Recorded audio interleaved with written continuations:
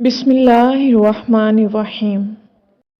सास बहू के दरमियान जंग बंदी की वजह अबकरी बना। मोहतरम हज़रत हकीम साहब अस्सलामु अलैकुम। आपको बेशुमार बेबस परेशान हाल लोगों के ख़त आते हैं, मगर मेरा ख़त पढ़कर आप बिल्कुल भी दुखी नहीं होंगे, बल्कि आपको खुशी होगी। ऐसा नहीं है कि मेरी ज़िंदगी में कोई दुख, परेशानी या कमी नहीं है, बहुत सारी हैं, लेकिन पता नहीं अबकरी मिला और सब कुछ बदल गया है। मैं आपको मुख्तसर सी अपनी कहानी सुनाती हूँ और बताती हूँ कि मेरी ज़िंदगी कैसे बदली। मेरी उम्र 32 साल है। 2001 में मेरी शादी खाला के बेटे के साथ हुई। शादी से पहले मैं बिल्कुल अलग थी। ना मुझे बनने संवरने का शौक़, ना कपड़ों, ना ज्वेलरी, कोई ज़िंदगी में तमन्ना या ख्वाहिश नहीं थी। मैं बिल्कुल मस्त मलंग थी। ना कोई बेईमानी, ना चालाकी, सीधी सादी गायें, और मेरी सहेलियां भी बिल्कुल सादा मेरे जैसी।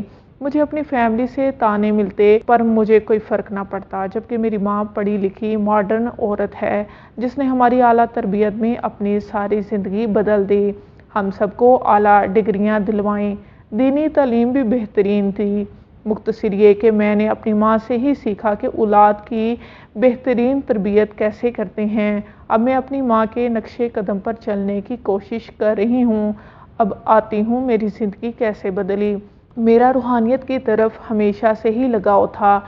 नमाज, रोज़ा, अमाल, और सबसे बढ़कर ये कि अल्लाह ताला से बातें करना, अकेले खुद ही सारा दिन सारी रात, जैसा कि आप अक्सर दर्स में भी फरमाते हैं। मेरे अल्लाह करीम और नबी करीम सल्लल्लाहु अलैहि वसल्लम से बहुत ही बेहतरीन तल्लुक़ था।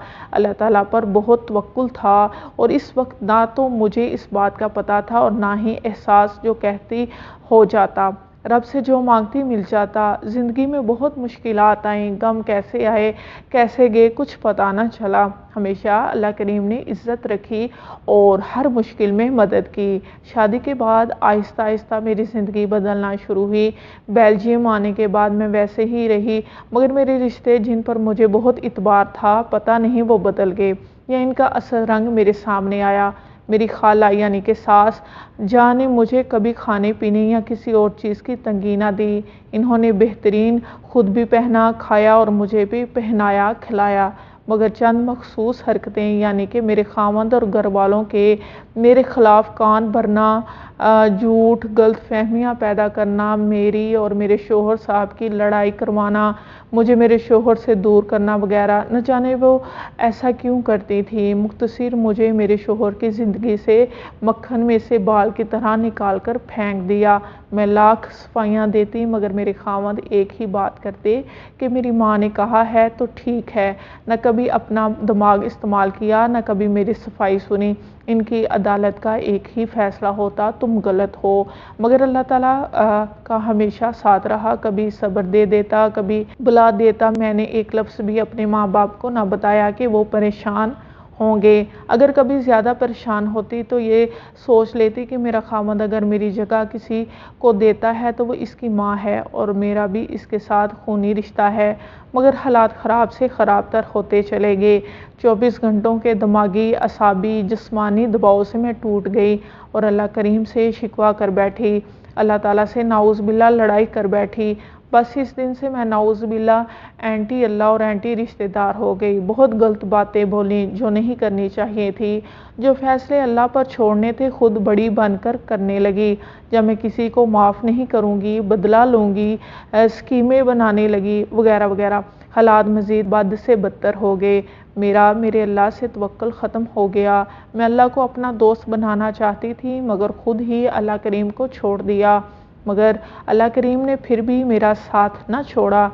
जब भी मुश्किल में मैं बेबस हो जाती, अल्लाह करीम कोई ऐसे गैबी हवा चलाते कि ख़ुद ही मेरे मुखालफिन का पर्दाफाश हो जाता। मगर मैं वैसे की वैसे ही रही। कभी कभी दिल करता कि एक मरतबा फिर कलमा पढ़कर अल्लाह करीम पर ईमान ले आऊँ, مگر نہ کر سکی۔ خیر وہ توکل جو میری زندگی سے چلا گیا، اللہ سے تعلق جو میں نے خود ہی ختم کر دیا، اللہ کریم نے مجھے سب کچھ واپس لٹا دیا۔ ایک دن میرے مخلص خاوند کے ساتھ میری اتنی لڑائی ہوئی کہ میں پھٹ پڑی اور چیخ چیخ کر رب کریم کے حضور حاضر ہوئی اور کہا بس میری ہمت ختم ہوئی، اب جو کرنا ہے کر دیں، اس نے مجھے چھوڑنا ہے تو چھوڑ دے، نہیں تو اے اللہ سب ٹھیک کر دے۔ بس نہ جانے میری تڑپ کیسی تھی کہ وہ میری سزا کا آخری دن ہوا۔ اس کے بعد میری زندگی میں سب کچھ بدل گیا، اور وہ کیسے بدلا وہ بھی ضرور پڑھیے۔ پھر آپ کا درد سننے کا موقع ملا۔ عبقری مجھے کیسے ملا مجھے نہیں معلوم، دل و دماغ میں ایک احساس کی طرح عبقری تھا یا ہے، میں نے کبھی آپ کا پہلے ذکر نہیں سنا، لیکن ایسا لگتا ہے جیسے میرا اور عبقری کا سالوں پرانا کوئی ناطہ ہے، کوئی خونی رشتہ ہے۔ بس اتنا یاد ہے کہ ایک مرتبہ بہن نے عبقری کا ذکر کیا تھا کہ اس کے ٹوٹکے اور وظائف بہت اچھے ہوتے ہیں۔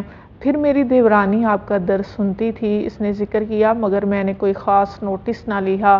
اللہ نے ہدایت بخشی، رمضان المبارک میں اعتکاف بیٹھی، دیورانی نے آپ کے درس موبائل میں ڈاؤن لوڈ کر کے دیے، چند درس سنے، اللہ تعالیٰ نے زندگی بدل دی۔ 24 گھنٹوں میں اللہ کریم نے نفرت کی گانٹ جو میرے دل کو لگی تھی کھول ڈالی، سب کے لیے دعا کی، سب کو معاف کیا، مگر پھر بھی دل میں کچھ کسک تھی۔ افطاری سے 10 منٹ پہلے میرے پاس کھانے کی ایک ٹرے آئی، بہترین طریقے سے سجی ہوئی، سٹارٹر، مین کورس اور سویٹ ڈش دیکھ کر کہا واہ خدایا تو بڑا مہمان نواز ہے، سویٹ ڈش کا بھی بندوبست کیا ہے۔ افطاری کے وقت دل میں سوچا کہ یہ کون ہے جس نے اللہ کی طرف سے میری مہمان نوازی کی ہے، مجھے ہر صورت اس انسان سے ملنا ہے، کچھ تو خاص ہے۔ مجھے یہ پتا تھا کہ یہ میری ساس کے ہاتھ کا کھانا نہیں ہے، اور میں نے ان کو منع کیا تھا کہ وہ میری افطاری ہرگز نہ بھیجیں۔ افطاری کے وقت میں نے بھیجنے والے کے لیے، اس کی گزشتہ، موجودہ اور قیامت تک آنے والی نسلوں کے لیے دل سے دعا کی۔ یہ وہ پہلی دعا تھی جو میں نے سارا دن عبادت کرنے کے بعد کی۔ مجھے یقین تھا کہ یہ ضائع نہیں ہو سکتی، میرے سے صبر نہ ہو سکا۔ خاوند کو میسج کر کے پوچھا افطاری کس نے بھیجی؟ انہوں نے جواب بھیجا امی جان نے، میں ماننے کو تیار نہ تھی۔ خیر تحقیق پر معلوم ہوا وہ میری ساس نے ہی بھیجی تھی، کچھ باہر سے آئی اور کچھ منگوائی اور اکٹھی کر کے مجھے بھیج دی۔ مجھ پر تو جیسے بم ہی پھٹ گیا، دماغ ماننے کو تیار ہی نہ تھا کہ کیا یہ وہ لوگ ہو سکتے ہیں جو اللہ کے اتنے پیارے ہیں۔ مغرب کے وقت پھر آپ کا درد سنا، بہت روئی، امی ابو کو میسج کر کے کہا آپ مجھے معاف کر دیں، میرا دل آپ کی طرف سے بالکل صاف ہے۔ جس نے مجھ پر ظلم کے پہاڑ توڑے، تمام سے معافی مانگی اور خود دل سے معاف کر دیا۔ مجھے سوائے 2 خونی رشتہ داروں کے سب نے معاف کر دیا، میرا دل صاف ہو گیا۔ اب عبقری کے توسط سے دوبارہ اللہ کی طرف لوٹ آئی ہوں، مگر اب سبق پکا ہو گیا ہے، انشاءاللہ اب کبھی نہ بھولوں گی۔ اگر عبقری نہ ملتا تو خدا نخواستہ شاید میں بے ایمان ہی دنیا سے چلی جاتی، میرا اور میری نسلوں کا کیا بنتا۔ اللہ تعالیٰ سے دور ہونے سے پہلے بکثرت درود شریف پڑھتی، مسنون دعاؤں کا معمول تھا، سورۃ مزمل بکثرت پڑھتی، مگر بھٹکنے کے بعد سب کچھ چھوڑ دیا تھا، مگر اب سب کچھ دوبارہ زندگی میں لوٹ آیا ہے، زندگی کی بہاریں دوبارہ لوٹ آئی ہیں، جیسے جیسے آپ کا درد سنتی ویسے ویسے کرتی، مزید مسنون اعمال ملے، ان کو بھی زندگی کا حصہ بنا لیا۔ اب لگتا ہے زندگی دوبارہ واپس وہیں جا رہی ہے جہاں اس کو ہونا چاہیے تھا، اندر اور باہر سکون ہے، بلکہ یہ کہنا چاہوں گی اب کلیجہ ٹھنڈا ہے، ماشاءاللہ۔ جزاک اللہ خیر، السلام علیکم۔